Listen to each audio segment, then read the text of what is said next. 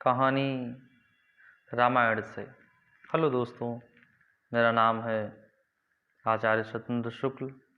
हम और आप हैं श्रीमद् वाल्मीकि रामायण के सुंदरकांड के 9वें सर्ग पर। श्री हनुमान जी का रावण के श्रेष्ठ भवन, पुष्पक विमान तथा रावण के रहने की सुंदर हवेलियों को देखना, उसके भीतर सोई हुई सहस्त्रों सुंदरी स्त्रियों का अवलोकन करना। लंकावर्ती सर्वश्रेष्ठ महान ग्रह के मध्य भाग में पवन पुत्र हनुमान ने देखा, एक उत्तम भवन शोभा पा रहा है। वह बहुत ही निर्मल एवं विस्तृत था। उसकी लंबाई 1 योजन की और चौड़ाई आधे योजन की थी। राक्षस राज रावण का वह विशाल भवन बहुत ही सुंदर अट्टालिकाओं से व्याप्त था। विशाल लोचना विदेह नंदिनी सीता की खोज करते हुए शत्रुसूदन हनुमान जी उस भवन में सब ओर चक्कर लगाते फिर रहे हैं। बल वैभव से संपन्न हनुमान राक्षसों से उस उत्तम आवास का अवलोकन करते हुए एक ऐसे सुंदर गृह में जा पहुंचे जो राक्षस राज रावण का निजी निवास था। 4 दांत तथा 3 दांतों वाले हाथी इस विस्तृत भवनों को चारों ओर से घेर कर खड़े हैं। हाथों में हथियार लिए हुए बहुत से राक्षस रक्षा करते हैं। रावण का वह महल उसकी राक्षस सजातीय पत्नियों तथा पराक्रम पूर्वक हर कर लाई हुई राजकन्याओं से भरा हुआ था। इस प्रकार नर नारियों से भरा हुआ वह कोलाहल पूर्ण भवन नाके और मगरों से व्याप्त, तिमिंगलों और मत्स्यों से पूर्ण, वायु वेग से विक्षुब्ध तथा सर्पों से आवृत महासागर के समान प्रतीत होता था। जो लक्ष्मी, कुबेर, चंद्रमा और इंद्र के जहाँ निवास स्थल हैं, वे ही और ही सुरम्य रूप से रावण के घर में नित्य ही निश्चल होकर रहती हैं। जो समृद्धि महाराज कुबेर, यम और वरुण के यहाँ दृष्टिगोचर होती है, वहीं अथवा उससे भी बढ़कर राक्षसों के घरों में देखी जाती है समृद्धि। उस 1 योजन लंबे और आधे योजन चौड़े महल के मध्य भाग में एक दूसरा भवन पुष्पक विमान था, जिसका निर्माण बड़े सुंदर ढंग से किया गया था। वह भवन बहुसंख्यक मतवाले हाथियों से युक्त था। पवन कुमार हनुमान जी ने फिर उसे देखा। वह सब प्रकार के रत्नों से विभूषित पुष्पक नामक दिव्य विमान स्वर्गलोक में विश्वकर्मा ने ब्रह्मा जी के लिए बनाया था। कुबेर ने बड़ी भारी तपस्या करके उसे ब्रह्मा जी से प्राप्त किया था और फिर कुबेर को बलपूर्वक परास्त करके राक्षस राज रावण ने उसे अपने हाथों में ले लिया था। उसमें भेड़ियों की मूर्तियों से युक्त सोने चांदी के सुंदर खंभे बनाए गए थे, जिसके कारण वह भवन अद्भुत कांति से उद्दीप्त सा हो रहा था। उसमें सुमेरु और मंदराचल के समान ऊंचे अनेकानेक गुप्त ग्रह और मंगल भवन बने थे, जो अपनी ऊंचाइयों से आकाश में रेखा से खींचते हुए जान पड़ते थे। उनके द्वारा वह विमान सब ओर से सुशोभित होता था। उनका प्रकाश अग्नि और सूर्य के समान था। विश्वकर्मा ने बड़ी कारीगरी से उसका निर्माण किया था। उसमें सोने की सीढ़ियाँ और अत्यंत मनोहर उत्तम वेदियाँ बनाई गई थीं। सोने और स्फटिक के झरोखे और खिड़कियाँ लगाई गई थीं। इंद्रनील और महानील मणियों की श्रेष्ठतम वेदियाँ रची गई थीं। उसकी फर्श विचित्र मूंगे बहुमूल्य मणियों तथा अनुपम गोल गोल मोतियों से जड़ी गई थीं, जिससे उस विमान की बड़ी शोभा हो रही थी। वाल्मीकि जी कहते हैं कि स्वर्ण के समान लाल रंग के सुगंधयुक्त चंदन से संयुक्त होने के कारण वह बाल सूर्य के समान जान पड़ता था। महाकवि हनुमान जी उस दिव्य पुष्पक विमान पर चढ़ गए जो नाना प्रकार के सुंदर कूटागारों से अलंकृत था। वहां बैठकर वे सब ओर फैली हुई नाना प्रकार के पेय, भक्ष्य और अन्न की दिव्य गंध सूंघने लगे। वह गंध मूर्तिमान पवन से प्रतीत होती थी। जैसे कोई बंधु बांधव अपने उत्तम बंधु को अपने पास बुलाता है, उसी प्रकार वह सुगंध उन महाबली हनुमान जी को मानो यह कह रही हो कि इधर चले आइए। जहाँ रावण था वहाँ बुला रही थी। हनुमान जी उस ओर प्रशस्तित हुए। आगे बढ़ने पर उन्होंने एक बहुत बड़ी हवेली देखी जो बहुत ही सुंदर और सुखद थी। वह हवेली रावण को बहुत ही प्रिय थी, ठीक वैसे ही जैसे पति को कांतिमयी सुंदरी पत्नी अधिक प्रिय होती है। उसमें मणियों की सीढ़ियाँ बनी थीं, सोने की खिड़कियाँ उसकी शोभा बढ़ाती थीं। उसकी फर्श स्फटिक मणि से बनाई गई थी, जहाँ बीच बीच में हाथी के दांत के द्वारा विभिन्न प्रकार की आकृतियाँ बनी हुई थीं। मोती, हीरे, मूंग, चांदी और सोने के द्वारा भी उसमें अनेक प्रकार के आकार अंकित किए गए थे। मणियों के बने हुए बहुत से खंभे जो समान सीधे बहुत ही ऊंचे और सब ओर से विभूषित थे, आभूषण की भांति उस हवेली की शोभा बढ़ा रहे थे। अपने अत्यंत ऊंचे स्तंभ रूपी पंखों से मानो वह आकाश को उड़ती हुई से जान पड़ती थी। उसके भीतर पृथ्वी के वन पर्वत आदि चिन्हों से अंकित एक बहुत बड़ा कालीन बिछा हुआ था। राष्ट्र और ग्रह आदि के चित्रों से सुशोभित वह शाला पृथ्वी के समान विस्तीर्ण जान पड़ती थी। वहाँ मतवाले विहंगमों के कलरव गूंजते थे तथा वह दिव्य सुगंध से सुवासित थी। उस हवेली में बहुमूल्य बिछौने बिछे हुए थे तथा स्वयं राक्षस राज रावण उसमें निवास करता था। वह अंगुरु नामक धूप के धुएं से धूमिल दिखाई देती थी, किंतु वास्तव में हंस के समान श्वेत एवं निर्मल थी। पत्र पुष्प के उपहार से वह शाला चितकबरी से जान पड़ती थी, अथवा वशिष्ठ मुनि की सबला गौ की भांति संपूर्ण कामनाओं की देने वाली थी। उसकी कांति बहुत सुंदर थी, मन को आनंद देने वाली तथा शोभा को सुशोभित करने वाली कांति।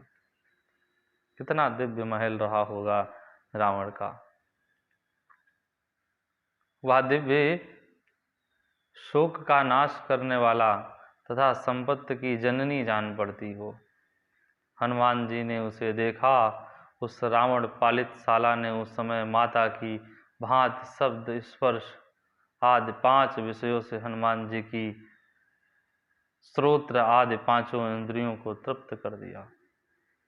उसे देखकर हनुमान जी यह तर्क वितर्क करने लगे कि संभव है यही स्वर्गलोक है या देवलोक है, यह इंद्र की पुरी भी हो सकती है अथवा यह परम सिद्ध ब्रह्मलोक की प्राप्ति है।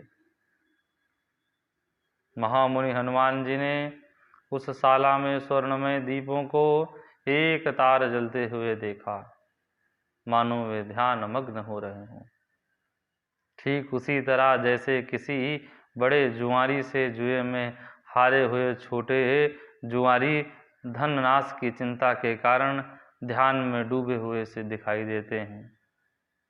दीपों के प्रकाश, रावण के तेज और आभूषणों की कांति से वह सारी हवेली जलती हुई से जान पड़ती थी। तदंतर हनुमान जी ने कालीन पर बैठी हुई सहस्त्रों सुंदरी स्त्रियां देखीं, जो रंग बिरंगे वस्त्र और पुष्पमाला धारण किए अनेक प्रकार की वेशभूषाओं से विभूषित थीं।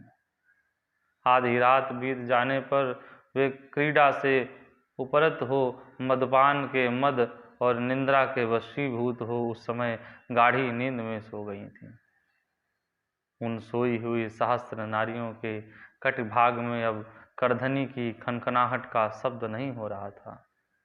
हंसों के कलरव तथा भ्रमरों के गुंजारव से रहित विशाल कमल वन के समान उन सुप्त सुंदरियों का समुदाय बड़ी शोभा पा रहा था। पवन कुमार हनुमान ने उन सुंदरी युवतियों के मुख देखे, जिनमें कमलों की सी सुगंध फैल रही थी। उनके दांत ढके हुए थे और आंखें मुंद गई थी। रात्रि के अंत में खिले हुए कमलों के समान उन सुंदरियों के जो मुखार बिंदु हर्ष से उत्फुल्ल दिखाई देते थे, वे ही फिर रात आने पर सो जाने के कारण मुदे हुए दल वाले कमलों के समान शोभा पा रहे थे। उन्हें देखकर श्रीमान महाकपि हनुमान यह संभावना करने लगे कि मतवाले ब्रह्म प्रफुल्ल कमलों के समान इन मुखार बिंदुओं की प्राप्ति के लिए नित्य ही बारंबार प्रार्थना करते होंगे, उन पर सदा स्थान पाने के लिए तरसते होंगे, क्योंकि वे गुण की दृष्टि से उन मुखार बिंदुओं को पानी से उत्पन्न होने वाले कमलों के समान ही समझते थे।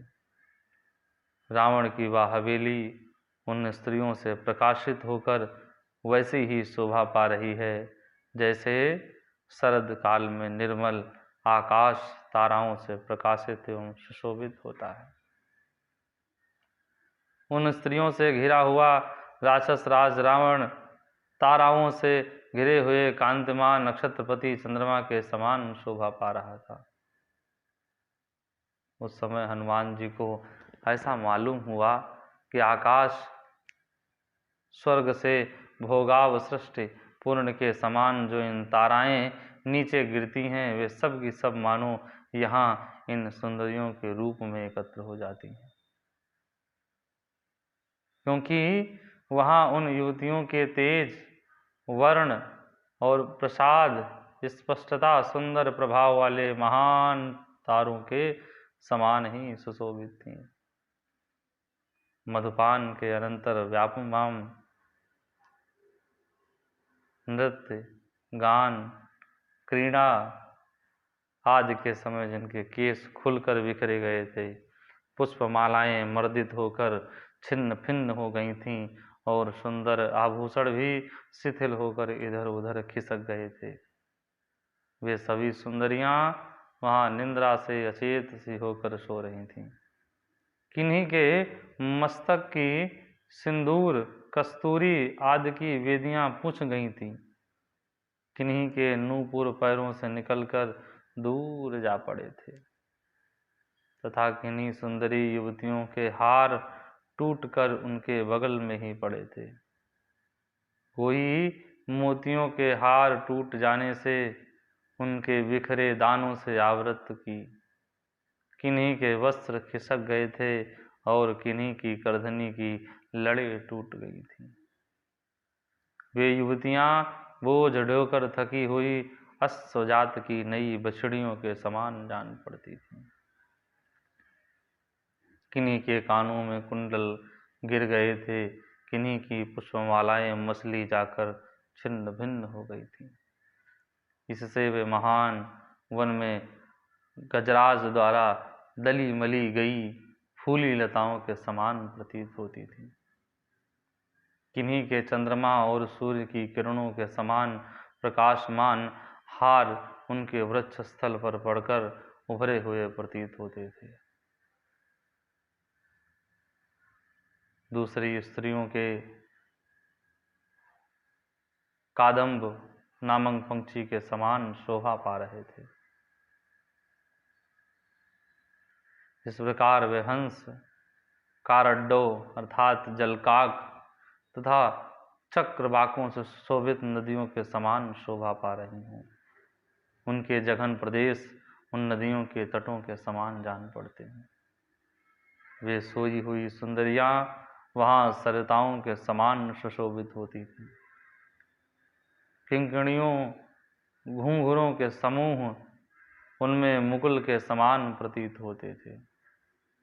सोने के विभिन्न आभूषण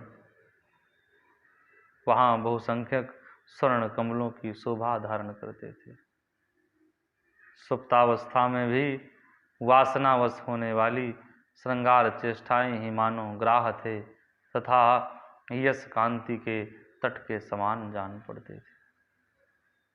किन्हीं सुंदरियों के कोमल अंगों में तथा कूंचों के अग्रभाग पर उभरी हुई आभूषणों की सुंदर रेखाएं नए गहनों के समान शोभा पाती थीं।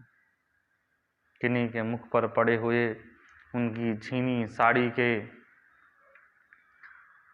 अंशल उनकी नासिका से निकली हुई सांस से कंपित होकर बारंबार हिल रहे थे।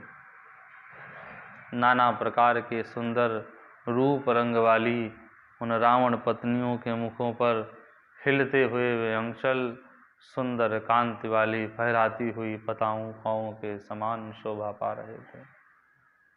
वहाँ किन्हीं किन्हीं सुंदर कांतिमती कामनियों के कानों के कुंडल उनके निस्वान जनित कंपन से धीरे धीरे हिल रहे थे।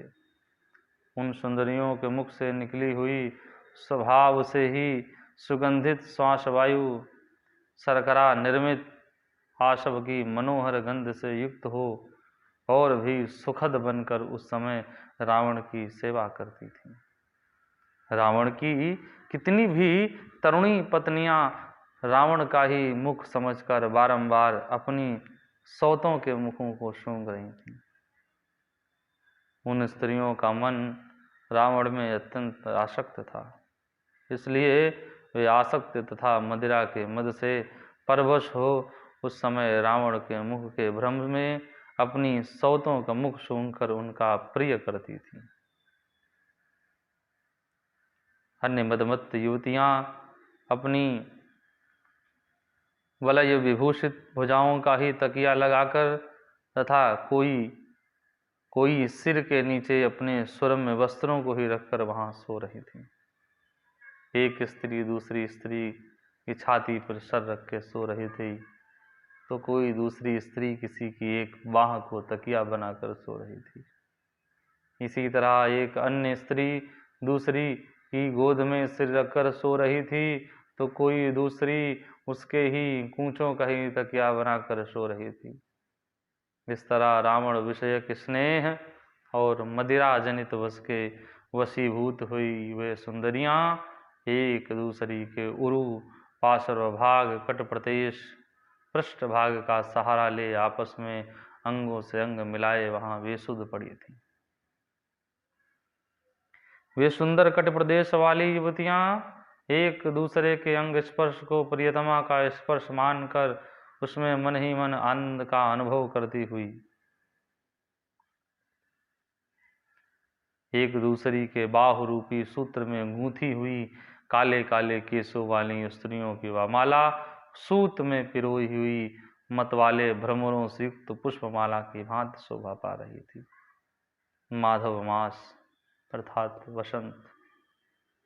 वसंत में मनया नील के सेवन से जैसे खिली हुई लताओं का वन कंपित होता है, उसी प्रकार रावण की स्त्रियों का वह समुदाय निश्वास वायु के चलने से अंचलों के हिलने के कारण कंपित होता सा जान पड़ता था।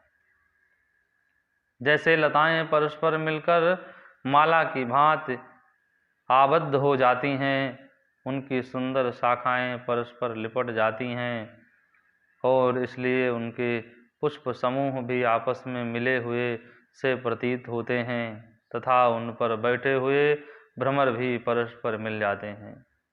उसी प्रकार वे सुंदरियां एक दूसरी से मिलकर माला की भांति गूंथी हुई हैं। उनके केश कलाप भी एक दूसरे से जुड़ गए थे। यद्यपि उन युवतियों के वस्त्र अंग आभूषण और हार उचित स्थानों पर प्रतिष्ठित थे, यह बात स्पष्ट दिखाई दे रही थी। तथापि उन सबके परस्पर गुथ जाने के कारण यह विवेक होना असंभव हो गया था कि कौन वस्त्र है, कौन आभूषण है, कौन अंग है अथवा हार या किसके हैं। रावण के सुखपूर्वक सो जाने पर वहां चलते हुए स्वर्णमय प्रदीप्त उन अनेक प्रकार की कांति वाली कामनियों को मानो एक तक दृष्टि से देख रहे थे। राजर्षियों, ब्रह्म ऋषियों, दैत्यों, गंधर्वों तथा राक्षसों की कन्याएं काम के वशीभूत होकर रावण की पत्नियां बन गई थीं। उन सब स्त्रियों का रावण ने युद्ध की इच्छा से अपहरण किया और कुछ मदमत्त रमणियां कामदेव से मोहित होकर स्वयं ही उसकी सेवा में उपस्थित हो गईं। वहां ऐसी कोई स्त्री नहीं थी जिसे बल पराक्रम के संपन्न होने पर भी रावण उसकी इच्छा के विरुद्ध बलात् कर लाया हो। वे सब ही सब उसे अपने अलौकिक गुण से ही उपलब्ध हुई थीं, जो श्रेष्ठतम पुरुषोत्तम श्री रामचंद्र जी के ही योग्य थीं। उन जनक किशोरी सीता को छोड़कर दूसरी कोई ऐसी स्त्री वहां नहीं थी जो रावण के सिवा किसी दूसरे की इच्छा रखने वाली हो, अथवा जिसका पहले कोई दूसरा पति रहा हो। रावण की कोई भार्या ऐसी नहीं थी जो उत्तम कुल में उत्पन्न न हुई हो, अथवा जो कुरूप, अनुदार या कौशल रहित, उत्तम वस्त्राभूषण एवं माला आदि से वंचित, शक्तिहीन तथा प्रियतम को अप्रिय हो। ऐसी कोई स्त्री नहीं है।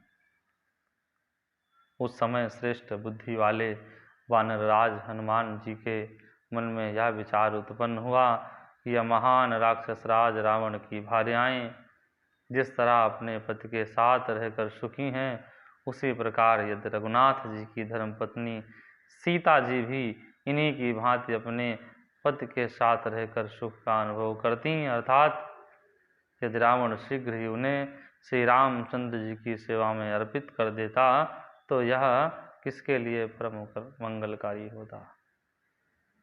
स्वयं रावण के लिए परम मंगलकारी होता, इसमें कोई संदेह नहीं है। सीता मैया को हर कर लाना रावण के पतन की शुरुआत है। हनुमान जी ने सोचा, निश्चय ही सीता गुणों की दृष्टि से इन सब की अपेक्षा बहुत ही बढ़ चढ़कर हैं। इस महाबली लंकापति ने माया रूप धारण करके सीता को धोखा देकर इनके प्रति आप हरण रूप महान कष्टप्रद नीच कर्म किया है। इस प्रकार हनुमान जी उस रावण के महल से बाहर निकलकर खोज को अपनी प्रारंभ करते हैं, जारी रखते हैं। हम श्री सुंदरकांड के इस 9वें सर्ग को यहीं पर विराम करते हैं। कहानी